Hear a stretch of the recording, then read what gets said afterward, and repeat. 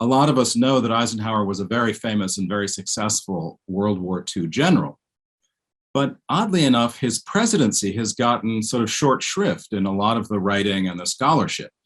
And I'll talk a little bit about how that has changed, but it is important to think about what Eisenhower's legacy was as president, because as I'm going to talk about today, he really was one of the most consequential and important and interesting figures of the post-1945 American society. Basically, when you come to Eisenhower's presidency as a scholar, you're faced with a puzzle, or we could say it's a riddle, if you like.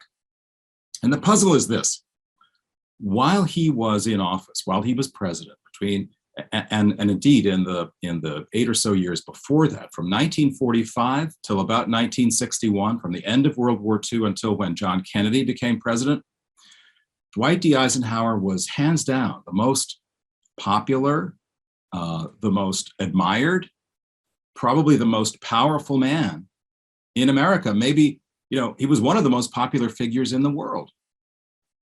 He was widely admired in the United States, and they used to do these polls constantly. Who's the most admired man in America? And there were people like Clark Gable and the Pope would be on the list.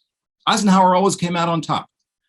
He was widely admired, widely loved. But the puzzle has always been with Ike is that even at the time, and then certainly for at least a decade after he left office as president, he was totally dismissed by a lot of the journalists and the scholars and the political analysts. He was basically kind of written off as, something of a lightweight, something of a, he was a genial guy, he had the big smile, but basically his best days were during World War II. And as president, he got lucky. Nothing much happened in the 1950s.